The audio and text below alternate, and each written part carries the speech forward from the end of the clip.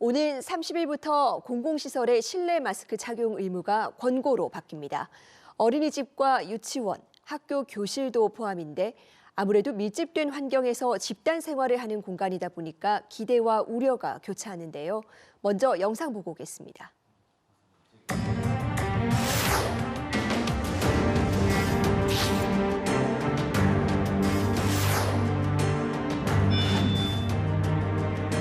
좀 불편하긴 하는데 뭐 사회적으로 일단 그렇게 해야 하는 분위기고 그래야지 코로나에 안 걸리니까.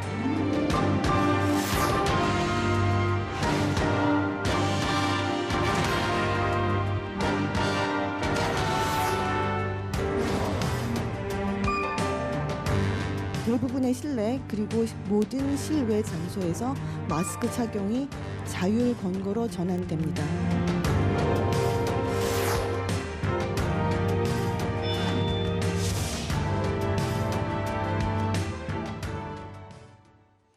네, 3년 만에 노 마스크 시대. 안전한 학교 생활을 위해 어떤 점을 유의해야 할지 짚어보겠습니다. 고려대 안암병원의 최영준 교수 전화로 연결돼 있습니다. 안녕하세요. 예, 안녕하세요. 고려대학교 안암병원 수학과에서 일하는 최영준입니다. 네, 반갑습니다. 이 정부가 1월 30일부터 실내 마스크 착용 의무를 권고 사항으로 바꾸기도 했습니다. 아직도 하루 확진자가 2, 3만 명에 이르는데 정말로 괜찮은 걸까요? 예, 많이들 우려를 하고 계실 것 같습니다. 아직 이제 하루 확진자가 꽤 많이 이제 나오고 있긴 하지만 그래도 과거 이전에 비해서는 줄어들고 있는 것은 분명하고요. 또 한편 마스크 착용 정책 관점에서 보면은 세계적인 추세를 봤을 때 우리는 그래도 상당히 보수적으로 천천히 의무 조건을 해제하고 있는 중입니다. 작년 초부터 미국과 유럽 등지에서는 이미 실내 마스크 착용을 의무 조건을 해제를 했고요. 이런 배경에는 그동안 백신과 자연 면역에 따른 집단 면역이 어느 정도 만들어졌다고 보고 있기 때문입니다. 네, 이 대중교통과 일부 감염 취약시설에 대해서는 마스크 착용 의무를 유지를 하기로 했습니다. 그런데 학교는 포함이죠. 이 학교 교실은 대표적인 삼밀 공간에 가까운데 이 마스크 의무가 완화된 배경을 어떻게 보십니까? 네, 학교가 이제 마스크 의무가 이제 완화된 배경으로는 일상으로의 회복을 하고자 하는 그런 목적이 가장 크다고 보고 있습니다. 마스크는 학교에서 아이들에게 주어지는 이점이 상당히 많이 있습니다. 전체적인 감염의 총량을 줄여서 학교 안에서의 아이들의 보건학적 부담을 줄일 수 있는 이점이 있습니다. 그럼에도 불구하고 마스크의 부작용이 몇 가지가 있는데요. 특히 마스크로 영향을 많이 받을 수 있는 성장기 발달 중인 아이들에게서 문제를 일으킬 수가 있는데 아주 어린 아이들에게서는 다른 사람에 대한 이제 얼굴 인식을 통해서 표정이라든지 행동 신경학적 반응에 영향을 받을 수가 있고요. 좀 큰 학령기 아이들 같은 경우에는 사회적으로 상호작용을 통해서 배우거나 아니면 사회화를 배워야 하는데 여기에 대한 영향이 있을 수가 있습니다. 그렇기 때문에 이런 부작용을 감안을 했을 때 지금 마스크 해제를 통한 이점이 이에 따른 그 비용보다 훨씬 크다고 보고 있기 때문에 마스크 의무를 해제하는 것으로 보고 있습니다. 예, 그런데 이 최근에 감염병 지표를 보면 이 영유아나 학생층이 좀 취약해 보이는 면도 있습니다. 이 실내 마스크 해제 이후 학교 공간의 매개로 확진자가 폭증할 가능성은 없을까요? 네, 한 가지는 아마 마스크를 해제를 할 때는 확진자가 좀 늘 수가 있겠습니다.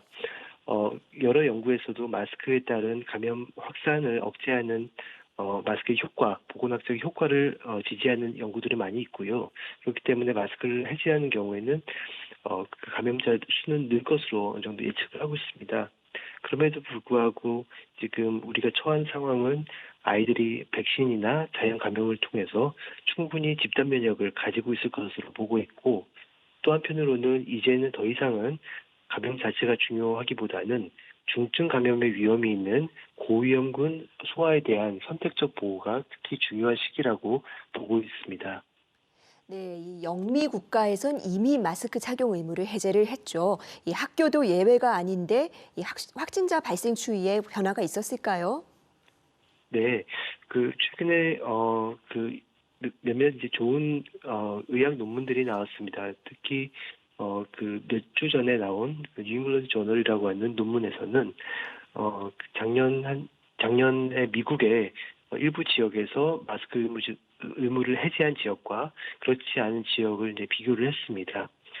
이때 이제 비교를 해보니까 마스크 의무를 해제한 지역에서 과연 그 초과 발생을 했는데요. 학생과 교직원들에서 한 1,000명 중에 한 50명 정도가 추가로 코로나에 걸린 것으로 계산이 되었습니다.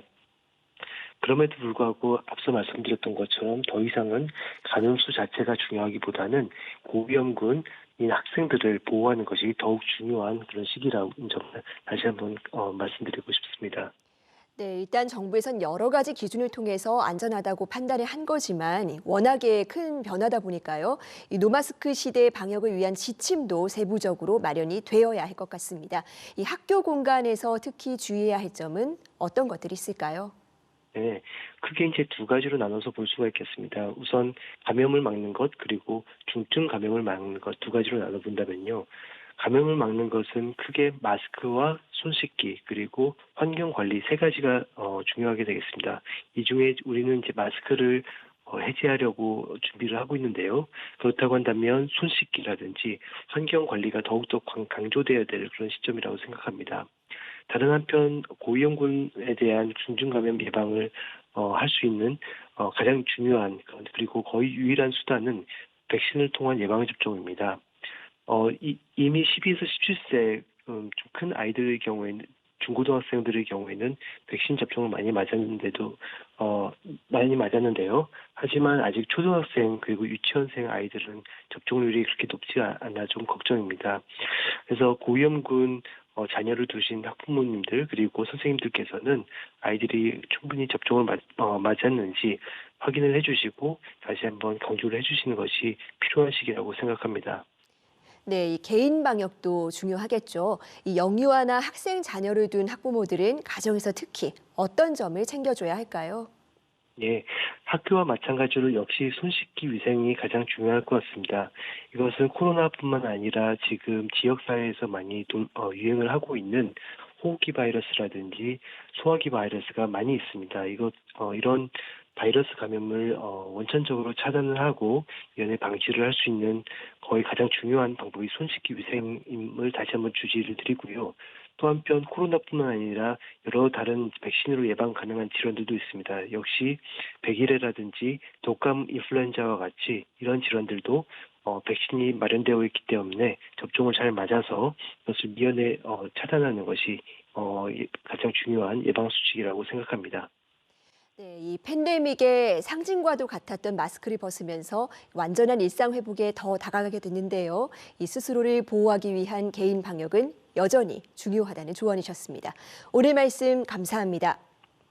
감사합니다.